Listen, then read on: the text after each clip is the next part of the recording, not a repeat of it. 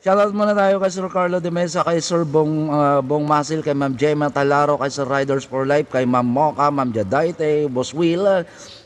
Sino pa ba yung mga nandito? Yung mga nakatambay dyan na hindi nagko-comment. Yung sa mga basher dyan ha, kay Ma'am Mocha, kay Boss CJ, kay Boss Walo Tube. Plastic yung tatlong immoral lang, sabi ni Boss Walo Tube. Ma'am Leonela Ali, Sir Edward Magdalena. Ayan. Boss Masye, kuya, shoutout kuya. Magandang gabi po. Ayan. Sino ba mga nandito na tumambay? Okay, so bago natin puntahan si Rendon at ating reaksyonan, etong Ma'am Magdalena Yucheco, ating reaksyonan itong kanyang video na muntikan na siyang ma-high blood dahil sa kakabas niya. Ingat-ingat Rendon ang kalusugan. Rendon, magpabayaan na Rendon. Magpabayaan, huwag kang masyadong patoksik Diba? Nakagawa tuloy ako dyan ng thumbnail. Huwag masyado epal. Diba? Bash pa mo, Rendon. Rendon Labador. Ay, shout out kay Rendon Labador, ha? Okay? So, panoorin natin yung video ni Rendon Labador. Atin lamang pong bigyan ng pansin ang tao na to dahil parang wala naman kasi pumapansin sa kanya. Pansinin nyo naman kasi. Uy, pansinin nyo. Mamoka, pansinin mo nga si Rendon. Rendon must eat more of his motivational rice. Speaking of motivational rice, Rendon, mismong ikaw, Rendon, mukhang hindi ka na motivate ng iyong rice. Rendon, ano ba nangyari sa'yo? Motivational rice ka dyan. King Koy, di ka naman nakaka-motivate. Di ba? Panoorin nga natin to kung paano siya muntikan ng atakihin, di umano, sa sobrang galit niya. Ginagamit pa yung pagkakaibigan niya daw nila ni Yorme Isko. Pinakamasaya. Pangit talaga Baguhin nyo na yan hanggat may oras pa kayo dahil hindi... Apektado, parang grade 1 na bumasa. Pinakamasaya. Take note yung mga basher na yan, mga babayan ko. Sila po yung ropor nung araw, nung nag-aaral. Karamihan dyan nasa ropor. Makikitid ang utak. Hindi nakakaintindi ng tinatawag natin na biglaan, di ba? Biglaan yun tanong pinakamasaya.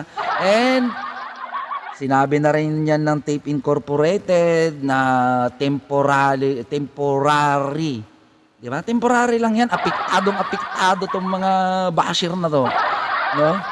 Si Model of Manila, baka magpa-check up ka, Model of Manila, ha? Si Model of Manila din, guys, mamaya ipapanood natin kung paano siya suplakin ni Ted. Hindi ako masaya sa title. Wala pong personalan, Yorme. Okay, so wala din personalan Rendon bilang ako ay vlogger din ni Yorme. Sabi ko nga, protect Yorme. Diba? Hanggat kaya ko. Puro banat mo kay Yorme Hindi naman pwede yung ganyan. Gagamitin mo yung platform mo para lang dyan sa ikakasira ng tao. Wala namang ginagawang masama yung tao. Ano naman kinalaman ni Yorme dyan? Ang questionin mo dyan yung production. Rendon. Huwag mo nang banggit-banggitin na idadamay-damay pa yung pangalang Isko Moreno dyan sa sinasabi mo na kapalpakan di umano. May production yan Hindi kagaya ng TVJ na kapag nagkamali yung production ng TVJ, sisihin mo ang TVJ kasi production ng TVJ yan. Pero kung yung gagawin mo na porque hindi ka nasiyahan dyan sa pangalan na tahanang pinakamasaya na yan, wag mong idamay ang Isko. Huwag mong idamay si Yorme Isko. Host si Yorme Isko dyan at empleyado siya dyan. Hindi siya ang nagpapatakbo ng production yan. Merong management dyan, may CEO yan, may presidente yan. Yun ang banatan mo. Wag si Yorme Isko. Tayo masyadong epal nga. Ano kayo mag-research ka nga muna. Huwag ka masyadong daldal ng daldal kung ano pinapalabas mo sa mainstream. Kilala ka saan? In a good way dapat, hindi yung ganyan na ginagawa mo. Diba? Ako yata yung high blood, hindi si Rendon Showbiz Update. Ang daming naging trending issues ngayon. Isa-isahin natin yung bagong title ng show na to, Noontime Show. Alam nyo na yun. Agoy. Showbiz update. Galing ng intro no? Piling na piling mo naman, boss. Yan, tahanan na, ano ba yun? Tahanan, tamo nakalimutan ko na, tahanan.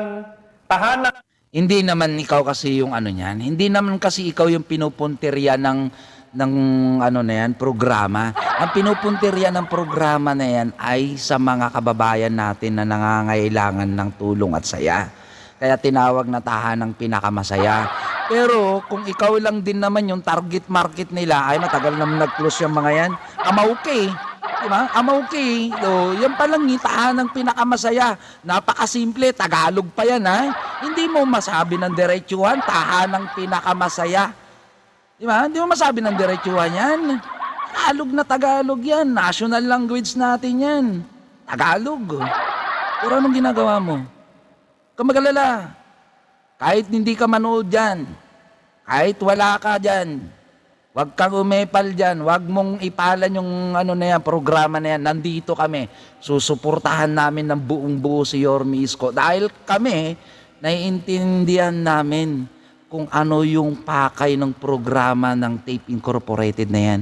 Ang tahanang pinaka-BJ noong May 31, 2023 na kung saan ay lumipat sila sa Channel 5. Diba? At nag-create sila ng bagong programa nila na di umano ay Itbulaga pa rin pero peke. Dahil ang original niyan ay ang Tape Incorporated na production tsaka yung TBJ na yan. Yan yung original na Itbulaga. Diba? Apektado ka sa pangalan. Tingin mo ba pag nag-suggest ka ng pangalan yan, papakinggan ka? O may masabi lang talaga? Ang pinakamasaya. Ang hirap tandaan Alam mo, totoo lang rin doon, isa ka rin sa for the views eh. Totoo lang. Yung sinasabi mo dyan, dito sa vlog mo, na nagbago ka na, di ba? Hindi ka nagbago. Pinalala mo ang problema mo, Rendon. Yung motivational rice mo, baka ubos na. May nagsusupply na ba na taga Cagayan? Motivational rice, R64 lang yun. Di ba? Ginagawa mong isang sandok, 100. Daig mo pa yung mga kurakot, manggagancho sa mga politics. Tahanang pinakamasaya. Baguhin nyo na yan hanggat may oras pa kayo dahil hindi ako masaya sa title. Ang pangit Ay, nako, Rendon. Kung ikukumpara mo naman, ikaw lang versus sa milyon-milyon na nanonood dyan sa tahanang pinakamasaya, nasaan ka? Di ba? Nasaan ka? Makapagpa-epal lang no? Makapagpapansin lang sa social media kasi sabi nga natin, trending yan nung Biyernes. May masabi ka lang. Anong pinagkaiba mo dyan sa mga basher na sumusugod dyan sa tahanang pinakamasaya? Grupo, kung dapat mag-create kayo ng group. Sama mo yung mga basher, mga vlogger dyan sa sa TV5 na yan. Create kayo ng group. Epal group. Nakakahiya sa buong Pilipinas na yan ang title ninyo. Lalo kayong pagtatawanan ni Joey De Leon yan Pinagtatanggol ko kayo. Tapos biglang ganyan yung title nyo, na dismaya talaga ako dyan. Hindi mo pinagtatanggol. Kumukuha ka lang ng simpatsya nun. Para mag-guest ka ni Yorme sa Discovery Night. Di ba? Di mo sila ipinagtanggol. Ipinagtanggol mo na nang isang beses ka lang nag-guest sa Discovery Night. Ipinagtanggol mo na. Nagtanggol mo na yung time na yon. Kapansin-pansin ka kaya? Kilala ko po si Brother Yorme. Yun, inamin mo na rin. Kilala mo si Yorme Isko. Kilala din po namin si Yorme Isko. Hindi ka niyan papatulan, tandaan mo. Hindi ka niyan papatulan ni Yorme Isko. Malas mo lang. Sabi ko nga, ngayon 2024, alam nyo na, mag-expect kayo ng kakaiba kay KTV Pilipinas. Malas mo lang, Rendon. Dahil sa sobrang pagkakilala at pagmamahal namin kay Yorme Isko, sumusupalpal na rin ako. Malas mo lang. Kilala mo, di ba? Kilala mo naman pala ang isang Isko Moreno na nagtatrabaho dyan sa Tape Incorporated. Bakit hindi mo pa itinikom yung bunganga mo dahil wala naman magandang sinabi? Bakit hindi mo pa ipiniem tinawagan si Yorme Isko?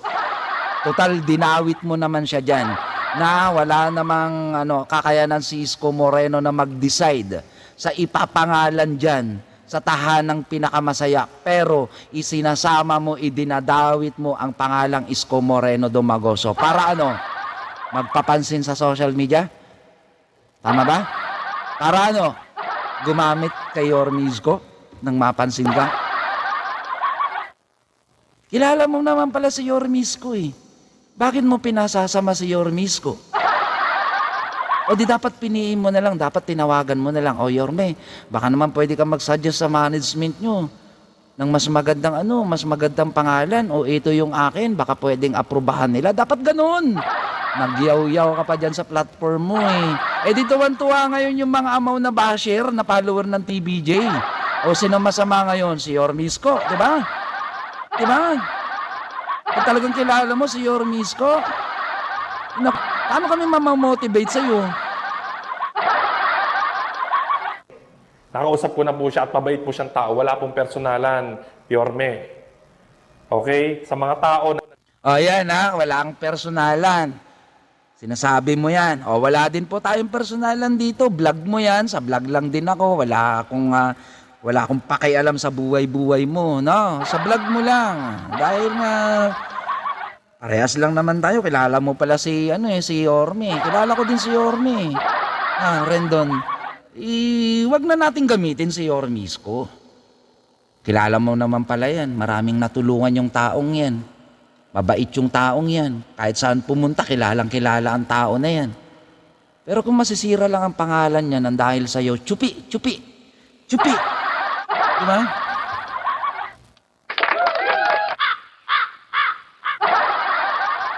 Nagbago na po ako. Totoo po yun. Hindi ka nagbago, lumala ka nga.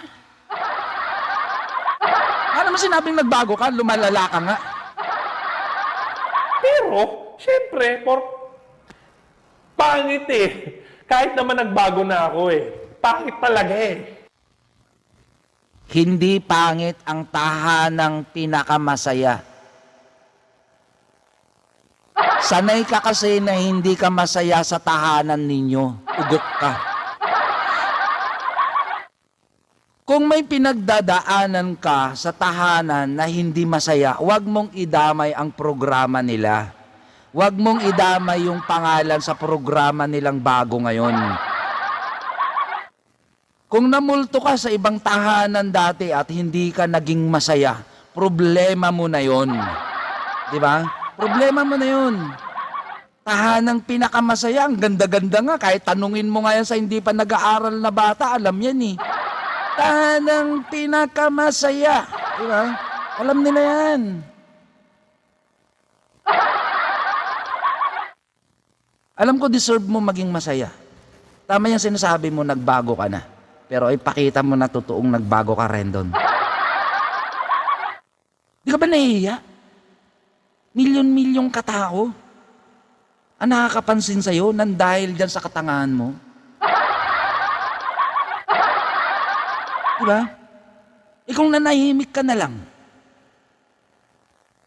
di pinapalakpakan ka namin ngayon. Or nag-vlog ka na lang na wish ko someday ganito. Di ba? Kung ano man yung plano nila, I would suggest, ganun lang, hindi bumabanat ka eh. Di ba? Porket ba nagbago ka, nagpakabait ka na, hindi mo na alam kung ano yung pangit at maganda. Hindi po ako nangaaway dito. Yun nga, nagbago na tayo eh. Pero alam ko pa rin. Ano ba namang klaseng vlog yan, Rendon? Anong hindi nang-aaway? Nang-aaway ka nga, kaya nga kita inaaway din ngayon eh. Anong hindi ka nang-aaway? Ano ba yung motive ng vlog na yan? O, di ba? Saan ba papunta yung vlog na yan? O, nang-aaway yan eh. Di ba nang-aaway yan, Rendon? Kawawa naman tong batang to, hindi talaga masaya sa buhay to. Dinadaan mo na lang sa buhay, sa ano yan, dinadaan mo na lang yan sa buwat-buwat, no? Para lumaki di umano yung katawan mo. Pero totoo lang, ikaw ang hindi masaya. At mukhang galit na galit ka dahil nakuha yung slogan mo. O kaya natapatan yung slogan mo na tahanang hindi ako masaya, pero tinapatan nila Yorme Isko. Ayan, na-high blood ka na. Muntik ka na dyan. Muntik ka na, ma-high blood ka na dyan. Inyo pong ipagpipilit na pangit yan, gawin yung maganda. Pangit talaga eh. Tamo, inaano na naman ako na, Ayan na, ayan na. Ay. Muntik ka na. Ay, naman Rendon. Grabe ka apektado dito sa pangalan na tahanang pinakamasaya. Well, Rendon, kung makita mo man ito sa YouTube, mag-flash yung mukha mo dyan sa YouTube, panoorin mo ng buo. Ayan, wala akong pakialam sa'yo dahil hindi naman kita kilala. Napansin ko lang ito nga iyong vlog, no? Na animoy kasiraan na ng buhay mo itong tahanang pinakamasaya. Ayan, sinasabi mo dyan na high blood ka na. Uy, ingat-ingat. Uy, sa yung kalusugan mo, ingatan mo. Diba? Okay? So, nagagalit na rin si Ma'am dito, Ma'am Carol Flores. Ay, si Ma'am Leonor Torres. Diba? O, Rendon ha. Ingat-ingatan mo yung sarili mo. Huwag ka na masyadong papekto sa tahanang pinakamasaya dahil ano lang yan, sinasabi natin temporary na pangalan. Okay? Kinuha, ano ba yan, KTV?